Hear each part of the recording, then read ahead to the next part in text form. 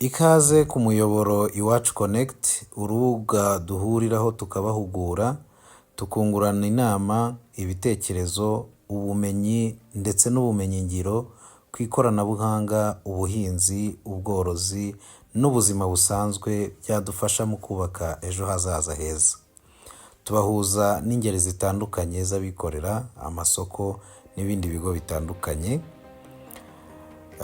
Uyu munsi rero tugiye kuganira ku mbogamizi zagiye zigaragara zitandukanye ku bantu bashaka gutangira imishinga igiye itandukanye, cyane cyane aha turaza kwibanda ku mushinga w'ubworozi cyangwa se w'ubuhinzi. Hari benshi bagiye bajyamo bagahomba ndetse bagahita babivamo aribwo bagitangira urugendo.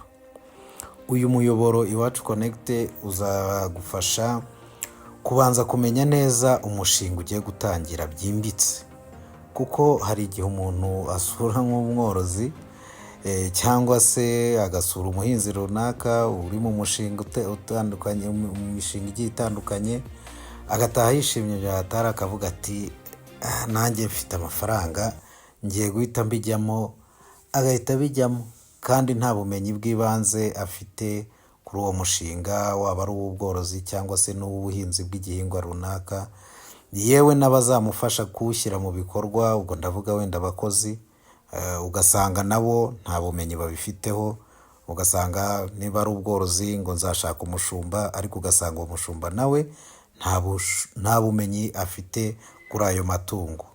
Izo mbogamizi rero zose nizo tugiye kujya turebera hamwe mbere yo gutangira umushinga. Mbere y'uko ujya mu mushinga w'ubworozi, mu mushinga w'ubuhinzi, tukabanza tukaguha iby'ibanze, ukabanza ugasobanukirwa n'uwo mushinga, nimba ari ubworozi ngiye korora, ese ndorora iki, ese ubwo bworozi bukorwa gute.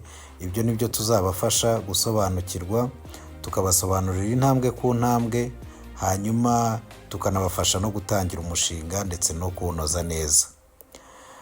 Hanyuma rero uyu munsi icyo nabateguriye, twabateguriye ikiganiro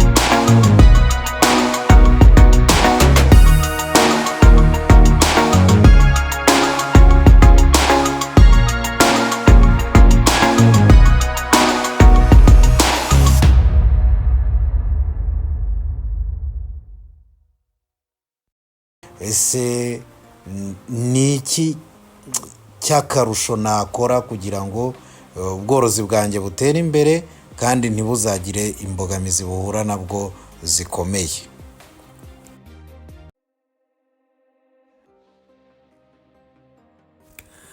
Reka dutangire rero n'ikiganiro cyacu cy'uyu munsi kijyanye n'ubuzima bw'urukwavu ndetse n'ikijyanye n'ubworozi bw'inkwavu uko bukorwa. Mbibutsa yuko turi ku muyoboro wa Iwacu Connect. Icyo mbasaba ni ugukomeza gukurikirana ibiganiro bizagenda bikurikiraho, kuko ibi biganiro ni uruhererekane. Uko uzagenda ubona intambwe, tuzajya tugenda dushyiraho indi ntambwe gake gake, uko intambwe zigenda zikurikirana kugera tugeze ku musozo w'umushinga wacu no kuwushyira mu bikorwa. Turatangira rero twibaza ngo urukwavu ni iki? Urukwavu ni inyamaswa yororoka vuba cyane, rukagira umusaruro ugaragara mu gihe gitoya. Rutanga inyama zoroheje kandi zikungahaye kuri poroteyine, kandi ziranakunzwe cyane ku isoko.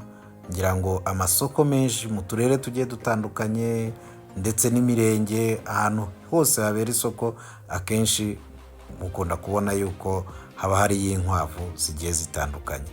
Amasoko rero arahari. Hanyuma ikindi turi burebeho ni uko ari inyamaswa rwose itagorana ku mirire, nk'uko tugiye kubibona muri kino kiganiro.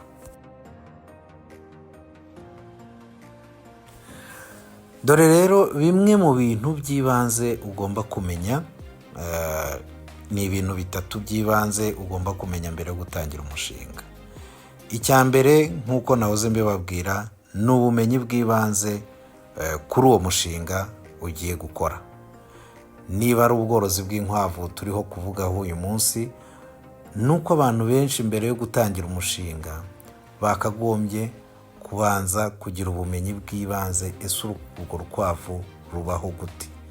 Ese urukwavu rujya gute? Rwitabwaho gute? Isuku yarwo ikorwa gute? Kugira ngo ibyo byose numara kubimenya, unafashe wa wundi uzagufasha kubishyira mu bikorwa, wa mushinga agufashe kubyitaho nawe afite ubumenyi, hanyuma bizakorohere kugira ngo wa mushinga wawe uzakomere utere imbere. Ariko igihe uba udafite ubumenyi bw'ibanze, niho hahandi uzisanga za nkwavu zirimo zirarwaragurika, zirimo zirapfa, utazi ngo zizize iki. Ubwo rero ubwo bumenyi bw'ibanze nabwo turaburebera hamwe, ndetse n'ubuzima bw'urukwavu tuzagenda tubireba intambwe ku ntambwe. Urukwavu uko rubaho, uko rugaburirwa, isuku yarwo, ese ikiraro kiba kimeze gute? Ibyo biri muri bwa bumenyi bw'ibanze dukeneye kugira ngo tubanze tumenye. Ikindi kintu cya kabiri nababwira ni ikijyanye n'ikiraro. Nk'uko natwe abantu dukenera inzu yo kubamo iturinda umutekano wacu n'ubuzima bwacu bwiza, n'inkwavu zikenera ikiraro kimeze neza kandi kigifite isuku. Tuzareba ku kiganiro kiza gukurikira, turebe se ikiraro cyubakwa gute, ikiraro kiba gifite mezure zingana iki, ese ikiraro kigomba kuba kiri ahantu hameze hate, ese ni ahashyushye, ni ahakonje, ese ikiraro kigomba kuba cyujuje ibihe bipimo, ni ibihe bikoresho by'ibanze tugomba kwifashisha mu kubaka ikiraro cyiza kizabungabunga ubuzima bwa za nkwavu. Hanyuma ikindi cya gatatu ugomba kubanza kumenya ni ikijyanye n'isuku. Inkwavu ntizikunda umwanda. Inkwavu zikunda isuku, kuko iyo zitagize isuku niho hahandi zirwaragurika, niho hahandi zipfa. Ngira ngo hari abenshi barabizi mu cyaro, cyangwa se n'ahandi uburyo twajyaga tworora inkwavu, ukarambika hasi aho ngaho mu gikoni, zikazacukura zikigira mu mwobo, cyangwa se wanazubakira n'akazu, ugasanga ngo tugira igihe cyo gukundura, gukuramo imyanda, ugasanga ibyatsi zariye, zabyitumyeho, zabineyeho, zabiganzeho, byose byivangavanze, tukazagira igihe cyo gukuramo ifumbire, ifumbire nyine tujye gufumbiza. Biriya bintu rero ntabwo ari pratique nziza. Biriya bintu nibyo bituma inkwavu zirwara uburenge, indwara zigiye zitandukanye, ari amagaze y'umwanda wayo akazitera indwara. Ubwo rero ibyo byose tuzabirebera hamwe. Ubuzima bw'inkwavu ni ubuhe? Ese isuku yazo yakagombye kwitabwaho gute?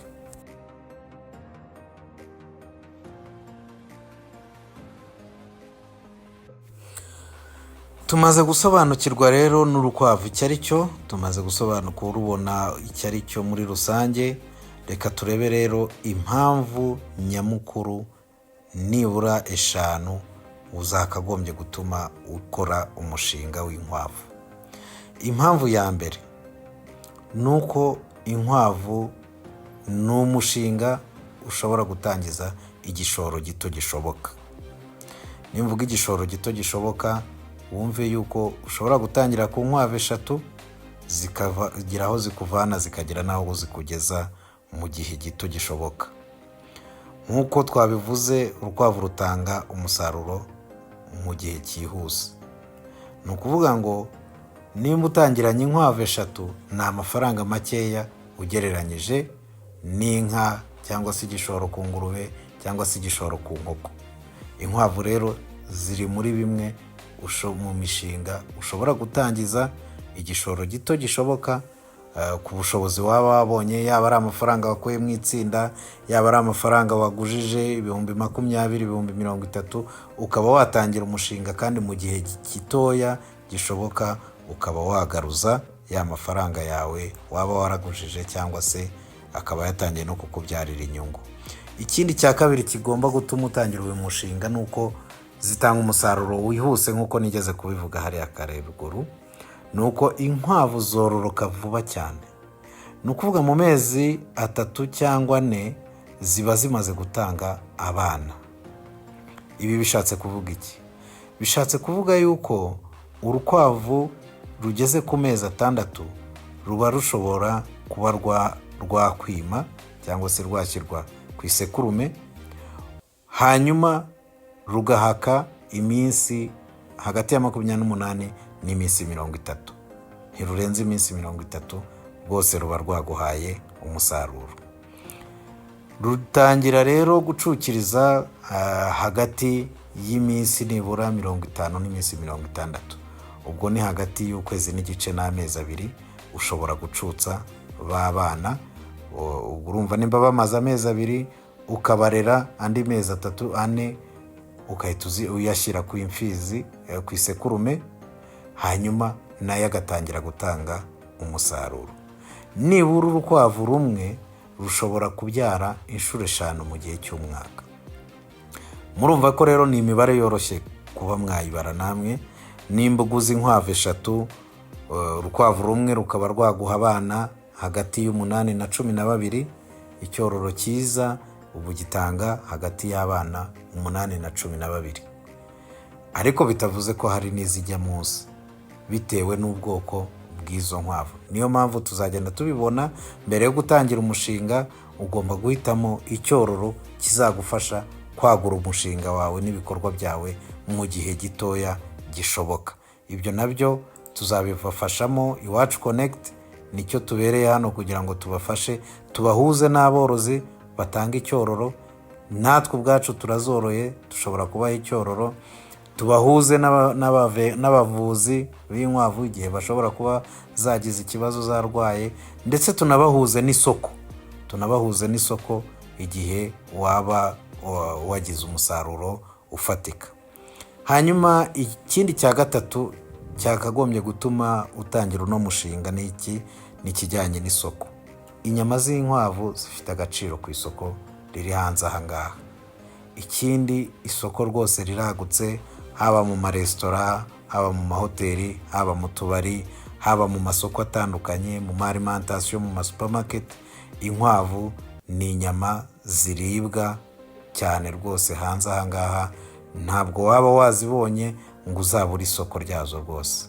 Haba ari n'aborozi bakeneye kwagura imishinga, haba ari n'aborozi bashyashya bakeneye kujya mu bworozi, urubyiruko ndetse n'abandi bashaka gutangiza igishoro gito mu mishinga iciriritse, abo nabo ni irindi soko n'andi maboko ushobora kuba wabona. Hanyuma indi ngingo ya 4 yatuma worora inkwavu ni zitanga ifumbire nziza kandi ikenewe ku isoko. Zaba ari amaganga, yaba ari amahurunguru yazo, ni ifumbire nziza cyane cyane ku mboga ndetse n'imbuto. Abahinzi bo barabizi, ndetse haba no ku nsina amaganga rwose y'inkwavu ni ikintu gifumbira urutoki, nawe ukabibona yuko harimo itandukaniro. Ifumbire rero y'inkwavu ni imari, ni hano ku isoko tuzagenda tubibona uko mu kubaka ikiraro, uko bashobora gutega amaganga agatandukana n'amahurunguru, amaganga ukaba wayagira uko uyabika kugira ngo azakubyarire undi musaruro. Ubwo nabwo ni ubundi butunzi buzanwa na za nkwavu, ku buryo mu gihe gitoya watangiye umushinga wo kuzorora uba watangiye gukora ku mafaranga, yaba ari ay'ifumbire uba watangiye kuyakoraho utarindiriye ko zizabyara. Hanyuma ikindi nasorezaho cya gatanu cyatuma worora inkwavu ni uko imirire yazo ntabwo igoye. Imirire y'inkwavu iraciriritse rwose. Urukwavu rurya ibyatsi by'ubwoko bwinshi butandukanye hafi ya byose, byaba ari ibyumye, byaba ari ibyatsi bibisi ariko bidatose, bitariho urume. Ibyo byatsi inkwavu zirabirya. Yewe n'akarusho duhereye ku bisigazwa byo mu rugo iwacu mu gikoni, iyo dutegura amafunguro nk'ibishishwa by'ibijumba, ibishishwa by'ibitoki, ibishishwa by'amashu, imboga dodo, karoti n'ibindi mboga rwatsi tuba twateguye twasigaje wenda mu gikoni, ibyo byose inkwavu zirabirya.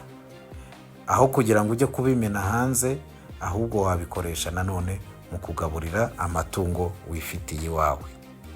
Ikindi ni uko urukwavu rukunda kurya, hari abajya bibaza ngo ese ngo mu gihe cy'izuba ngo ibyatsi biba byumye, ngo ubwo umuntu yakurayo ubwatsi. Inkwavu zirya ibyatsi byumye, niyo wafata ibishogoshogo by'ibishyimbo bino biba byasigaye bahuye ibishyimbo, cyangwa se ibisigazwa by'amasaka byumye, inkwavu zirabirya, ahubwo ukazimenyera ko zigomba no kunywa amazi meza.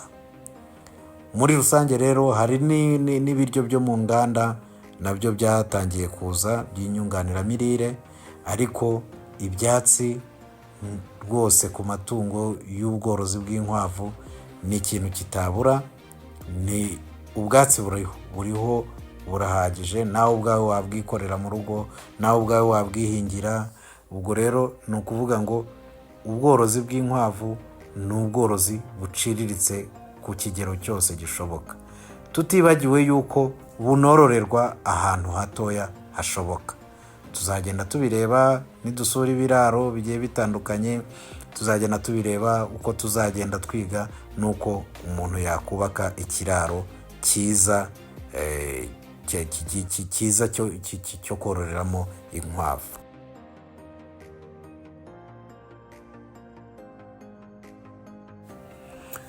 Bakunzi rero b'umuyoboro Iwacu Connect, turabashimiye gukurikirana ikiganiro cy'uyu munsi. Ngira ngo tubonye iby'ibanze umuntu agomba kubanza kumenya ku kijyanye n'ubworozi bw'inkwavu. Urukwavu twarumenye, ndetse twabonye ko ari umushinga ushobora gutangiza igishoro gitoya.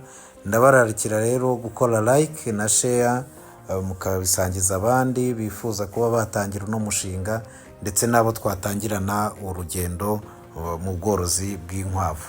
Tubafitiye byinshi rero, si ubworozi bw'inkwavu gusa, tuzajya tugenda twungurana ibitekerezo ku yindi mishinga igiye itandukanye iciriritse umuntu ashobora kuba yatangiza igishoro gitoya, haba ari ku rubyiruko, haba ari no kuri buri umwe wese wifuza gukora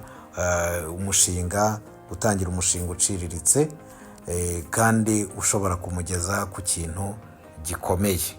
Hanyuma rero mureke dukomeze twubaka ubuzima bw'ejo hazaza, kandi dutizanya imbaraga n'ibitekerezo. Mbasaba ko wagira ikibazo yashyira muri comment, harimo na nimero zacu za telefone watubaza, ndetse na email ku buryo watwandikira ku busobanuro waba ukeneye bwimbitse. Hanyuma mbararikira kuzakurikira ikiganiro kizakurikiraho. Ibi biganiro bizajya bisohoka buri wa kane ku kijyanye n'ubworozi bw'inkwavu. Buri wa kane tuzajya dushyira hanze ikiganiro kijyanye n'intambwe izajya ibikurikiyeho. Turabasaba rero gukurikira intambwe ku ntambwe kugira ngo tuzinjire mu mushinga neza twiteguye. Murakoze cyane.